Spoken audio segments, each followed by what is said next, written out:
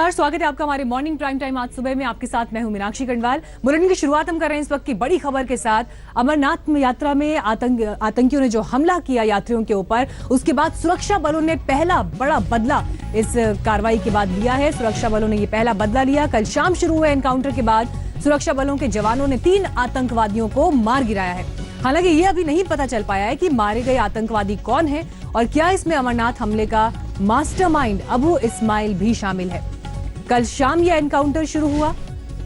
Encounter में आतंकी दाऊद और जावेद शेख के घिरने की भी खबर आई। फिलहाल ये पुष्टि नहीं हुई है कि मारे गए आतंकियों में ये दोनों शामिल हैं या नहीं, लेकिन इन 3 आतंकवादियों को मार गिराने के बाद अब वहां पर सर्च ऑपरेशन भी चलाया जा रहा है। सवाल और तलाश अबू इस्माइल की, जो इस आतंकी हमले का मास्टरमाइंड कहा जा रहा है। पाकिस्तानी नागरिक है, लेकिन पिछले 4 साल से सक्रिय था कश्मीर में। आइए आपको दिखाते हैं इसकी तलाश को लेकर किस तरह की सरगर्मियां तेज हैं।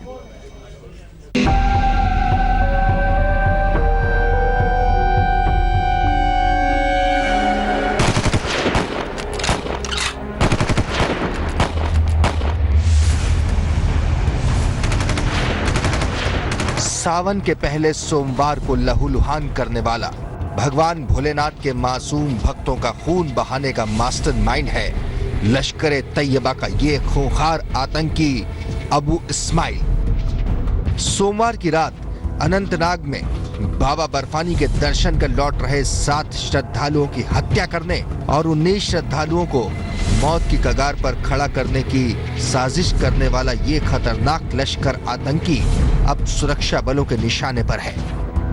हमले के बाद से ही सुरक्षा बलों का घेरा पूरे इलाके में बढ़ गया है और तलाश है साजिश के उस मास्टरमाइंड इस्माइल की, जिसने अपने 3 आतंकी गुर्गों के साथ मिलकर बहाया भोले भाले भक्तों का खून। He was involved in 3 active militant activities which happened in Anantnag. सूत्रों से आ रही खबरों के मुताबिक अबू दुजाना और इस्माइल ने अनंतनाग में अमरनाथ यात्रियों पर कायराना हमले की साजिश रची। जगह चुनी अनंतनाग के खानबल में जम्मू कश्मीर पुलिस, सीआरपीएफ और एसओजी की जॉइंट चेक पोस्ट।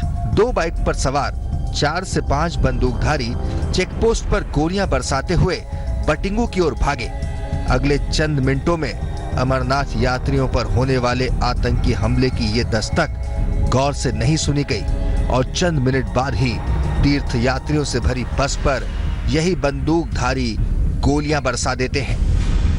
हालांकि हमले की जिम्मेदारी लश्कर ने अब तक नहीं ली है, लेकिन सूत्रों की माने तो ये पूरी साजिश लश्कर आतंकी इस्माइल के दिमाग से ही निकली है। इस्माइल पिछले 6 महीने से साउथ कश्मीर के इलाकों में सक्रिय है और बताया जा रहा है कि अबू दुजाना के बाद इसकी एक्टिविटी काफी ज्यादा देखी गई है। अबू दुजाना लश्कर का कमांडर है, लेकिन उसकी एक्टिविटी कम होती नजर आई है और अबू इस्माइल की एक्टिविटी ज्यादा बढ़ी है। सेना ने पिछले साल दिसंबर में भी इस्माइल को घेर लिया था, लेकिन मुठभेड़ में बुरी तरह घिर चुका इस्माइल उस वक्त सेना को चकमा देने में कामयाब रहा।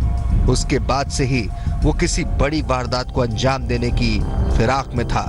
कश्मीर में अपने आतंकी आका बुरहान वानी की मौत का बदला लेने के लिए वो जुलाई में ही किसी बड़ी वारदात की फिराक में था, क्योंकि पिछले साल 8 जुलाई को ही सुरक्षा बलों ने हिजबुल कमांडर बुरहान वानी को ढेर किया था। इसीलिए दहशत फैलाने की घात में बैठे इस्माइल को 10 जुलाई को मौका मिल गया। लेकिन अमरनाथ यात्रियों पर हमला कर लश्कर के इस आतंकी ने खुद अपने हाथों दे दी है अपनी मौत को दावत, क्योंकि अब कश्मीर घाटी में सुरक्षा बल इस्माइल और उसके गुर्गों को कहीं से भी ढूंढ निकालने के मिशन पर जुट गए हैं। इस्माइल अब कहीं भी जा छुपे, उसका बचना नामुमकिन है। श्रीनगर से मौसम सिंह, अशरफ वानी के साथ शुजाउल हक, अनंतनाग, आज तक।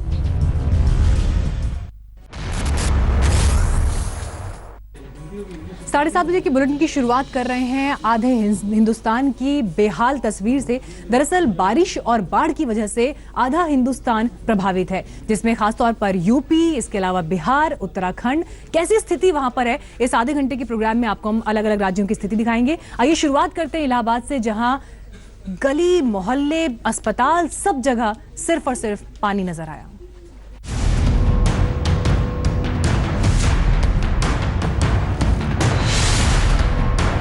थाने में लबालब पानी, सड़कें बनी समंदर, पानी में डूबे रेलवे ट्रैक, भारी बरसात से धंसी सड़क, छत पर लोगों का आसरा।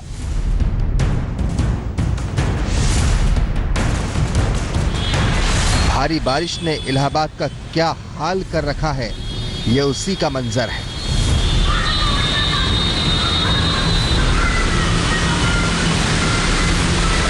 इलाहाबाद में पिछले 2 दिनों में मूसलाधार बारिश हुई है। पानी का आलम यह है कि सड़कें धंस गई हैं, लोगों का चलना मुहाल हो गया है। जरा जॉर्ज टाउन थाने का हाल देखिए, पूरा थाना जलमग्न है। ऐसे हाल में पुलिस वाले थाने का पानी निकालें या अपराधियों पर नजर रखें। इन तस्वीरों को देखिए, पुलिस वाले टेबल पर बैठकर आसमानी आफत खत्म होने का इंतजार कर रहे हैं। अब हम आपको हवालात का हाल दिखाते हैं।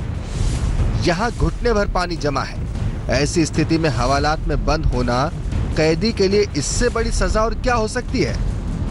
पूरा मालखाना डूबा है, देख रहे हैं। पूछताछ कार्यालय डूबा है, सारे दीवान जी के रिकॉर्ड पर देखिए, फाइलें भीग के ऊपर तैर रही है। तो रखा भी जाए तो कहाँ रखा जाए, कहीं बचाव का कोई कारण नहीं दिखाई दे रहा है। पूरा में डूबा है, कार्यालय डूबा है, मालखाना डूबा है, हवालात डूबी है, पूरी सरकारी संपत्ति जो है सड़ करके नष्ट हो रही है। बैरक में पूरा पानी भरा हुआ है, जान कर्मचारी किसी तरह से चारपाई ऊंचा करके उसी पर बैठे हुए। अब हम आपको इलाहाबाद की सड़कों का हाल दिखाते हैं। सड़कें समंदर बनी हुई है, सड़कों पर घुटने भर पानी भरा हुआ है। जो दुकानें सूरज निकलते ही ग्राहकों से गुलजार रहती थी, बारिश की वजह से उनके शटर डाउन हैं। दुकानों के बाहर पूरा पानी भरा हुआ है। गलियां और सड़कें भी डूबी हुई हैं।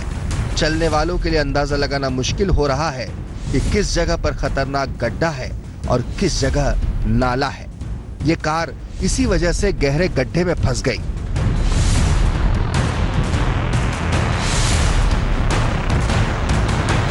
कुल मिलाकर 2 दिन की बारिश में इलाहाबाद नगर निगम की तैयारी की पोल खुल गई है। सर दिक्कत ही दिक्कत है, पानी भरा हुआ है चारों तरफ, सड़कें खुली पड़ी हैं, हर एक आदमी को दिक्कत हो रही है। देखिए गाड़ी फंसी हुई है, हर जगह पानी भरा हुआ है, हर जगह पानी भरा हुआ। इलाहाबाद के जिन इलाकों में सबसे ज्यादा जल भराव की समस्या है, उनमें शामिल हैं Khuldabad, civil lines, George Town, Allahpur, Sohbatiyabagh, Dhoomanganj और खुलेम सराय। बहुत पानी भर जाता है, घुटने भर पानी भर जाता है, लोगों के घर में पानी घुस जाता है, सामान भी बहुत लोग खराब हो जाता है। लोग इधर छोड़ के दूसरे रोड से अपने आवास पे जाते हैं। निकलना मुश्किल हो जाता है। जी जी, बहुत निकलना मुश्किल हो जाता है। अभी तो बहुत है, नहीं तो घाटी के ऊपर पानी भर जाता है। अब जरा यूपी के सीएम योगी आदित्यनाथ के शहर का हाल देख लीजिए। गली से लेकर मोहल्ले तक पानी में डूबा हुआ है। महिलाएं घरों से पानी उलीच रही हैं। पानी से जनजीवन पूरी तरह ठहरा हुआ है। काश नगर निगम ने पानी निकासी का इंतजाम किया होता तो शायद इन लोगों को इस मुसीबत में नहीं पड़ना पड़ता। बारिश के मौसम में पानी बरसना तय है। बारिश का मौसम कोई अचानक नहीं आता। फिर भी बड़े बड़े शहरों में जब ऐसा मंजर दिखता है तो सवाल तो पैदा होता ही है कि जिन लोगों के ऊपर शहर को व्यवस्थित रखने की जिम्मेदारी है, वो क्या कर रहे हैं। इलाहाबाद से पंकज श्रीवास्तव के साथ आज तक ब्यूरो। आइए हम आपको तस्वीर दिखाते हैं यूपी के दो अलग अलग जिलों से, जहां पर सैलाब की वजह से जिंदगी किस तरह से मुश्किल में है ये आपको पता चलेगा। महाराजगंज की तस्वीर, जहां पानी भरने से सैकड़ों लोगों को अपना घर छोड़ना पड़ा, तो वहीं गोंडा में एक पुल के बह जाने से रफ्तार पर ब्रेक लग गया।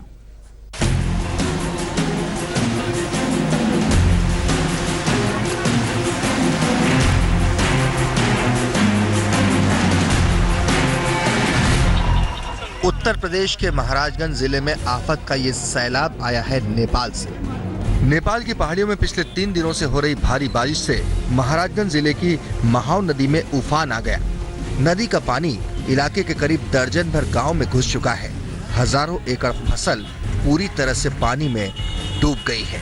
बाढ़ का पानी गांव में घुसने के कारण लोग घर छोड़ने पर मजबूर हैं। सबसे ज्यादा परेशानी कच्चे मकानों में रहने वालों को हो रही है। उनके पास विस्थापन के सिवा कोई चारा नहीं। इलाके के सैकड़ों परिवारों के सामने यही मुसीबत है। सड़क पे जाती चौराहा पे गाँव में पानी घुस गइल बा। हाँ, गांव में पूरे गांव में पानी घुस। घर में पानी सब घुस गइल बा। हमन के रहले बहुत परेशानी बा। चौआ लइकन के लेके हमने घर छोड़ के भागल ही। खाए बनाए हमन के जगह नहीं बा। स्थानीय प्रशासन हालात पर नजर बनाए हुए है। अधिकारियों का कहना है कि जब तक पानी कम नहीं होगा तब तक टूटे तटबंध की मरम्मत नहीं हो पाएगी। फिलहाल बाढ़ से निपटने के लिए जिले में पीएसी बुला ली गई है। तटबंध का पानी टूटने से 5-6 गांव प्रभावित हुए हैं और बरसात का भी पानी अलग से भरा हुआ है। ये जहां जहां पर टूटाव हुआ है वहां पर मरम्मत के लिए निर्देश दिया गया है, लेकिन अभी जब तक पानी कम नहीं हो जाता है तब तक उसकी जो है मरम्मत नहीं हो पाएगी। भारी बारिश किस कदर आफत बरसा रही है उसकी एक तस्वीर यूपी के गोंडा से भी सामने आई है। गोंडा लखनऊ राजमार्ग के चंदहा नाले पर बना पुल 20 फीट सड़क सहित तेज बहाव में बह गया। पुल बहने से आवागमन बाधित हो गया है। चूंकि ये लखनऊ और करनेलगंज तहसील जाने का मुख्य मार्ग है, लिहाजा लोगों को परेशानी उठानी पड़ रही है। अभी मानसून आया ही है, तब ऐसी आफत मची है। अंदाजा लगाइए आगे क्या होगा। गोंडा से आंचल के साथ अमितेश त्रिपाठी, महाराजगंज, आज तक। और आइए रुक करते हैं उत्तराखंड का, जहां 48 घंटे का बारिश को लेकर अलर्ट जारी किया गया था। हालांकि चारधाम यात्रा पर तो पहले से ही ब्रेक है, लेकिन देर शाम शुरू हुई बारिश के बाद स्कूल भी बंद कर दिए गए हैं।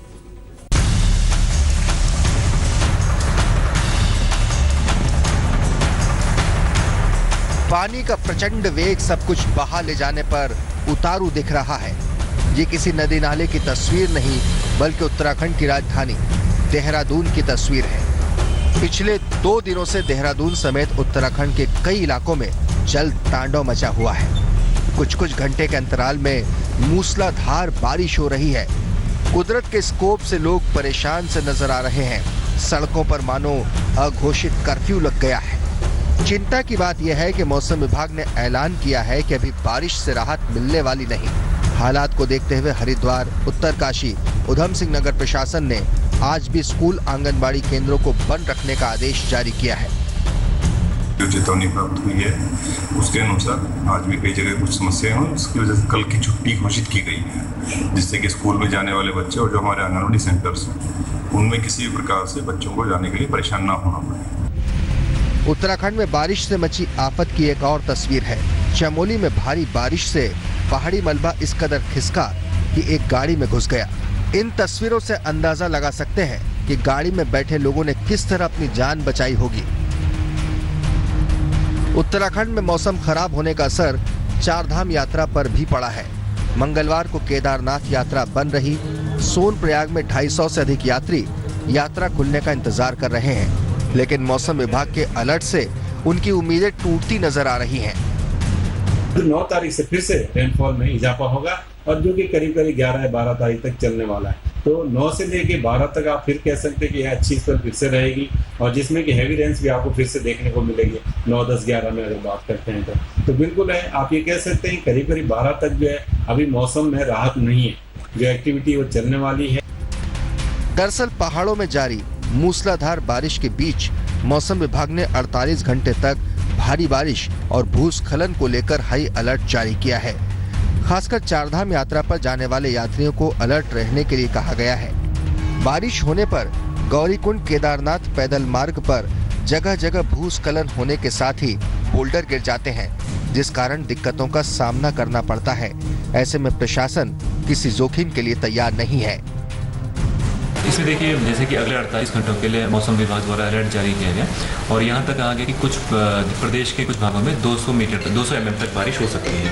तो इसी के मद्देनजर हम लोगों ने केदारनाथ जी की यात्रा में जो हमारे यात्री जाने वाले सोनप्रयाग से ऊपर को, उनको फिलहाल रोक दिया है। सुबह से ही वहाँ पर मूवमेंट बंद किया गया है, क्योंकि केदारनाथ जी में जंगल चट्टी से और भीमले के बीच कुछ स्थान ऐसे हैं जहाँ पर कि नाले भी काफ़ी तीव्र गति से आते हैं और पत्थर गिरने का भी भय बना रहता है, तो इसलिए यात्रा को रोका गया है। आसमान आफत बरसा रहा है।